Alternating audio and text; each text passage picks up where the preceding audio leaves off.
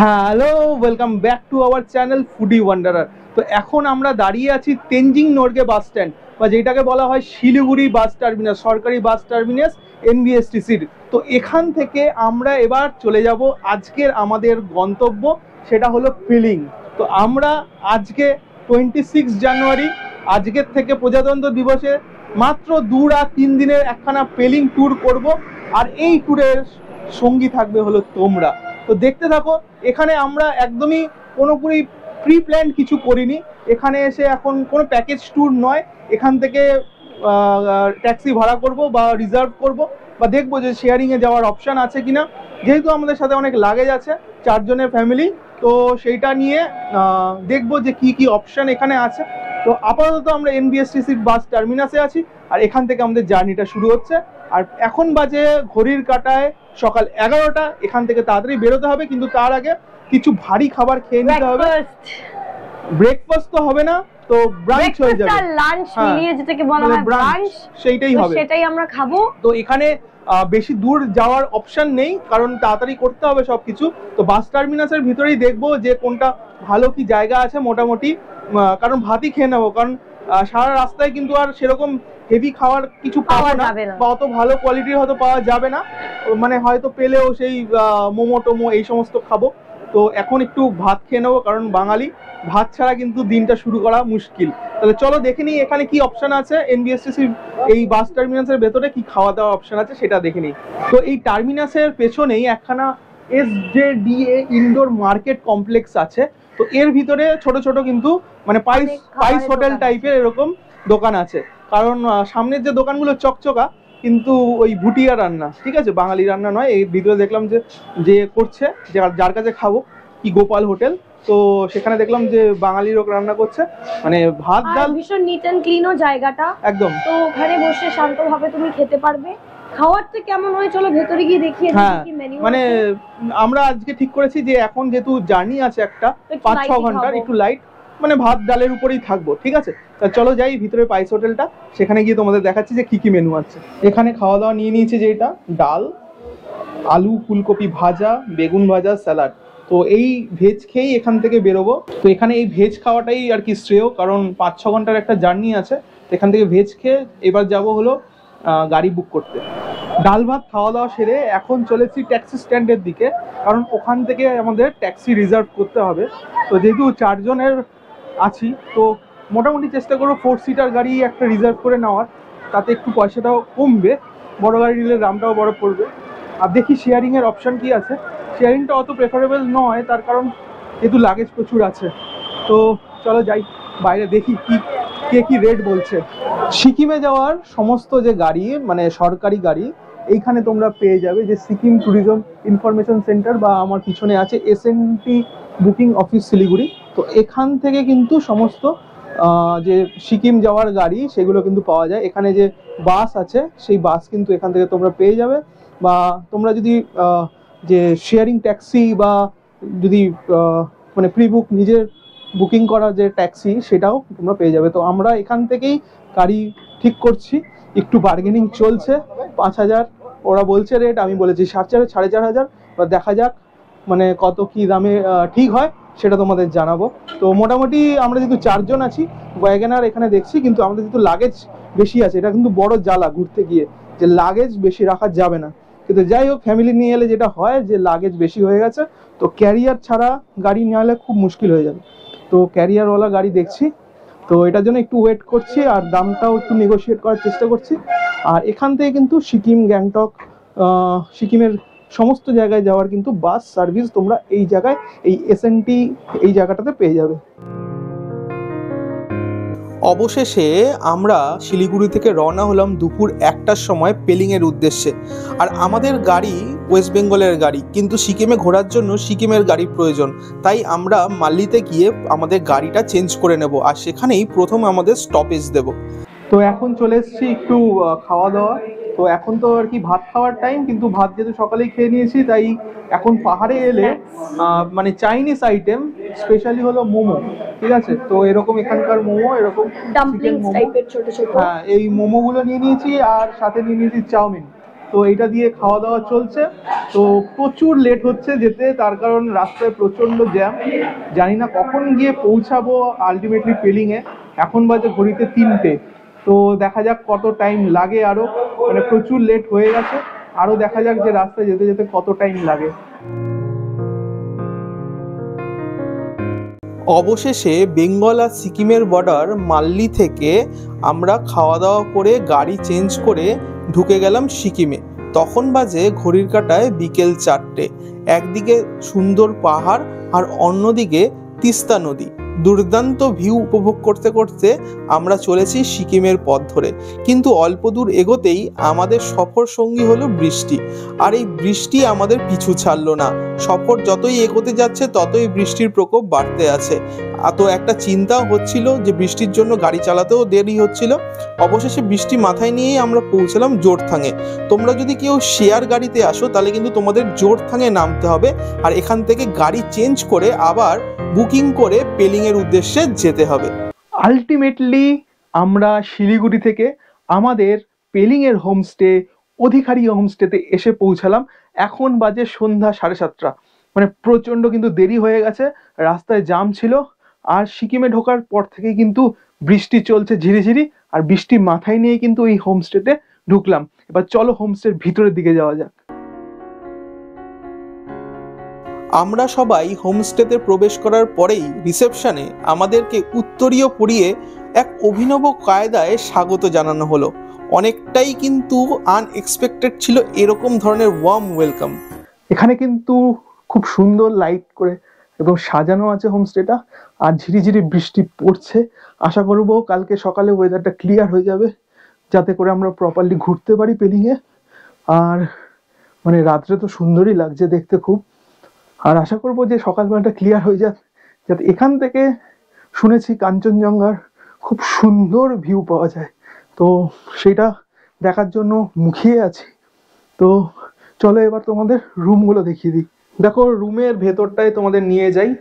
এরকম একটা বড় কিন্তু স্পেসিয়াস রুম, আর রুমের একদম মাঝখানেই তোমরা দেখতে পাচ্ছ একটা বড় স্পেসিয়াস বেড, যেখানে যদি 4 জনেরও একটা ফ্যামিলি হয়, যে স্বামী স্ত্রী 2 জন বাচ্চা আরামসে থাকতে পারবে। সাথে দেখো এখানে কম্বল দেওয়া আছে, টাওয়াল দেওয়া আছে, আর এখানে একখানা খাটের সাইডের একটা টেবিল আছে, একটা চেয়ার আছে, অলরেডি মালপত্র আমরা খুলে রেখে দিয়েছি। আর এখানে দেখো একখানা ডাস্টবিন দেওয়া আছে, আর একটা সুন্দর বড় মিরর। মানে মেয়েদের কিন্তু মিররটা খুবই জরুরি, মিরর না হলে মন খারাপ হয়ে যায়। আরেকটা জিনিস দেখো, এটা আমি কোথাও দেখি না, যে একখানা হাওয়াই চপ্পলও দিয়েছে বাথরুমে যাওয়ার জন্য। আর বাথরুমটাও দেখো একদম বড় স্পেসিয়াস, নিট অ্যান্ড ক্লিন। একটা ওয়েস্টার্ন WC আছে, এখানেও একটা বেসিন আছে, এখানেও একখানা আয়না দেওয়া আছে, আর এখানে কিন্তু গিজার। আমরা এসেই গিজারটা অন করে দিয়েছি গরম জলে, বলছে পৌলুমি নাকি স্নান করবে। এখানে দেখো বালতি মগ সব দেওয়া আছে, একদম নিট অ্যান্ড ক্লিন, সুন্দর বড় স্পেসিয়াস রুম।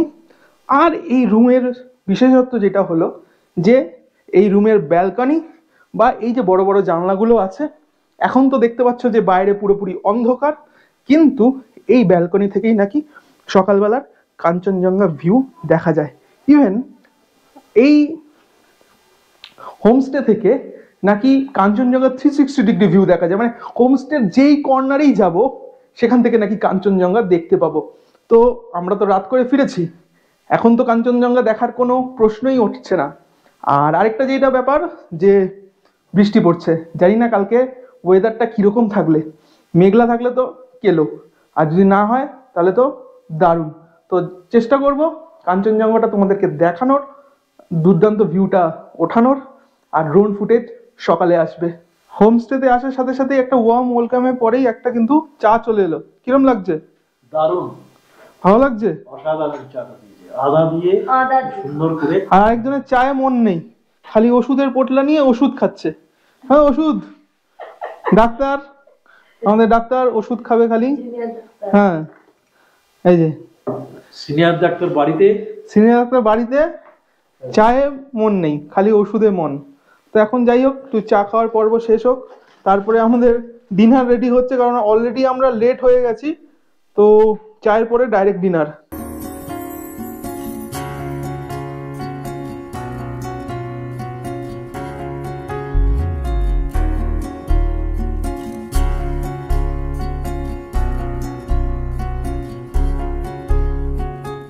হোমস্টেতে আসার বা হোমস্টেতে থাকার মেইন উদ্দেশ্য হলো এখানকার হোমলি অ্যাটমসফিয়ার সাথে ঘরোয়া কায়দায় কিন্তু খাওয়া দাওয়া।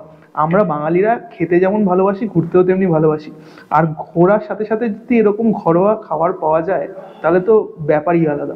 তার জন্য হোমস্টেতে নেওয়া। তো দেখো আজকে আমাদের মেনুতে কি কি আছে। মেনুতে যা আছে হলো ফুলকপি আলুর তরকারি, বেগুন ভাজা, ভাত, পাঁপড় ভাজা, আর আছে চিকেন। আর যারা ভেজ খায়, যেমন আমার মায়ের আজকে ভেজ, সেখানে আলু ভাজা, ডাল, বেগুন ভাজা, পাঁপড় ভাজা এইগুলো কিন্তু দিয়েছে। মানে আমরা যেরকম বললাম আমাদের রিকোয়ারমেন্ট হিসাবে সেরকম কিন্তু দেখো যতবার চাচ্ছি কিন্তু সার্ভও করে দিচ্ছে দাদা। তাহলে এইটা হলো প্লাস পয়েন্ট হোমস্টেতে। একটু ডাল দিন আমাকে। তো তোমার কিরকম লাগছে? খুব ভালো। কি কি খেয়েছো? আমি এখনো অব্দি ফুলকপি তরকারিটা খেয়েছি, যেটা ভীষণ সুন্দর খেতে। আর এখন আমি ডাইরেক্ট চিকেন দিয়ে শুরু করলাম, বিকজ প্রচন্ড ঠান্ডা লাগছে। গরম গরম দেখতেই পাচ্ছি, একদম কষা কষা এরকম চিকেন, এরকম পুরো ধোয়া উঠছে ভাতটা। তো এই সুন্দর খাওয়া দাওয়ার জন্যই কিন্তু হোমস্টেতে আসা। তাহলে চলো খাওয়া দাওয়াটা শুরু করি, দেখি খাওয়া দাওয়ার টেস্টটা কিরকম। মানে গন্ধেই এক পেট ভরে যাচ্ছে। বাইরে ঠান্ডা আর এরকম ধোয়া ওঠা মাংস দুর্দান্ত লাগছে কিন্তু। তো এই এক্সপিরিয়েন্সটাই আলাদা, একদম গরম গরম খাবার এরকম সার্ভ হলো গরম গরম। এরকম দেখো দারুণ দারুণ বড় বড় পিস চিকেন দিয়েছে, 3 পিস করে। আর এরকম নয় যে যাচাই করে কিন্তু ঘরোয়া পরিবেশে অতিথি যে আপ্যায়ন যেরকমভাবে হয় সেরকম ভাবে আপ্যায়ন করে খাওয়ানো। দুর্দান্ত এক্সপিরিয়েন্স। সবাইকে সুপ্রভাত পেলিং থেকে। আর আমরা এই অধিকারী হোমস্টেতে যেই এক্স্যাক্ট যে ভিউটার জন্য এসছি সেইটা দেখো, জাস্ট আমার পিছনে দুর্দান্ত কাঞ্চনজঙ্ঘার ভিউ, অসাধারণ ভিউ। মানে এখান থেকে কিন্তু একদম কাছ থেকে কিন্তু কাঞ্চনজঙ্ঘাকে দেখা যায়।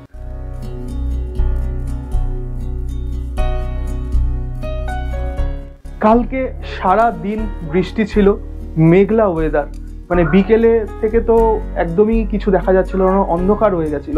একটা মনে মনে ভয় ছিল যে সকালে উঠে কি কাঞ্চনজঙ্ঘাকে দেখতে পাবো। কিন্তু এখন একদম বৃষ্টিমুক্ত পরিষ্কার আকাশ আর দুর্দান্ত রোদে ঝলমলে কাঞ্চনজঙ্ঘা, অসাধারণ। মানে মনোমুগ্ধকর একখানা ভিউ তোমরা কিন্তু এই হোমস্টের ব্যালকনি থেকেই পেয়ে যাবে। মানে এত সুন্দর ভিউ যে বলে বোঝানো যাবে না, জাস্ট দেখে উপভোগ করতে হবে। আর এই ভিউয়ের সাথে এই ব্যালকনিতে দাঁড়িয়ে 1 কাপ চা, জাস্ট কোনো কথা হবে না।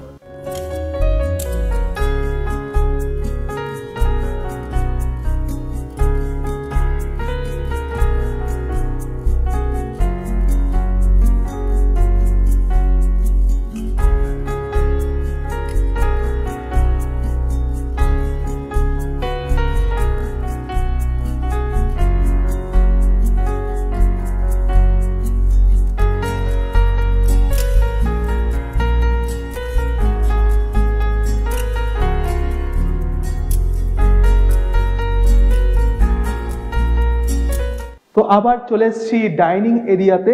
তো এখানে দেখতে পাচ্ছ যে ব্রেকফাস্ট চলে এসছে। আজকের ব্রেকফাস্ট হলো আলু পরোটা। তাছাড়াও এখানে আছে দেখো আলু পরোটা, এখানে কিছু ফ্রুটস দিয়েছে, দই দিয়েছে, আচার দিয়েছে, ডিম সেদ্ধ দিয়েছে। তোমরা সবাই একটু হাই বলে দাও। হাই। তাহলে এখন আমরা খেয়ে দিয়ে আজকে বেরিয়ে পড়বো পেলিং এর সাইট সিনে।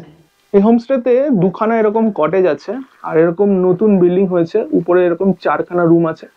প্রত্যেকটা রুম থেকেই কিন্তু ভিউ দেখা যায় দুর্দান্ত। আর সবকিছু তো এই রুমগুলোতে আমরা ছিলাম, তো এইগুলোর ভিতরে তো তোমাদের দেখিয়েছি কিরকম। আমরা যে অধিকারী হোমস্টেতে ছিলাম সেই হোমস্টের সম্পূর্ণ প্যাকেজ রেটটা তোমাদের বলে দিই। আমাদের পার হেড থাকা খাওয়া মিলিয়ে 1300 টাকা পড়েছে। এই দামটা কিন্তু সিজন ওয়াইজ চেঞ্জ হতে থাকে। তো এই হোমস্টেটা দুর্দান্ত, হসপিটালিটি দুর্দান্ত, কাঞ্চনজঙ্ঘার ভিউ দুর্দান্ত, আর উপরি পাওনা হলো আদর্শ বাঙালি খাবার। সিকিমে তোমরা বাঙালি খাবার অনেকেই পাবে, কিন্তু বাঙালির হাতে বাঙালির রান্না খেতে হলে কিন্তু তোমাকে অবশ্যই আসতে হবে অধিকারী হোমস্টেতে। এর কন্ট্যাক্ট ডিটেলস এবং বুকিংয়ের জন্য যে ফোন নাম্বার সেটা আমি ডেসক্রিপশনে তোমাদের কাছে দিয়ে দিলাম। তোমরা সিকিমে যদি আসো, এটা কিন্তু আপার যে পেলিং আছে সেখানে কিন্তু তোমাদের এই হোমস্টেটা তোমরা পেয়ে যাবে। আর দুর্দান্ত ভিউ, দুর্দান্ত হসপিটালিটি, দুর্দান্ত খাওয়া দাওয়া। আরেকবার বললাম, বুকিংয়ের জন্য অবশ্যই কিন্তু কল করে নিও। 1300 টাকা পার হেড কিন্তু একদমই রিজনেবল। আর ভিডিওটা যদি তোমাদের ভালো লাগে অবশ্যই কিন্তু লাইক করে দিও। আর তোমাদের যা যা জিজ্ঞাসা আছে সেটা কিন্তু তোমরা কমেন্ট সেকশনে করে দিও। আরেকটা জিনিস তোমাদের আপডেট করে দিই, যে আমরা শিলিগুড়ি থেকে যে পেলিংয়ে এলাম সেখানে আমাদের ওয়াগানার গাড়ি ছিল। তো ওয়াগানার গাড়িতে ভাড়া পড়েছে 4500 টাকা। একটু বড় গাড়ি হলে 5000 কি 5500 টাকা এরকম রেট হয়। তো এইভাবে তোমরা রিজার্ভ করে কিন্তু শিলিগুড়ি থেকে অনায়াসে চলে আসতে পারো পেলিংয়ে। বেশ একটা খাড়াই সিঁড়ি, দেখতেই পাচ্ছ যে এরকমভাবে ট্রেক করে উপরের দিকে যাচ্ছি ভিউ পয়েন্টে। ওর একটা গন্ধ পায় জানো।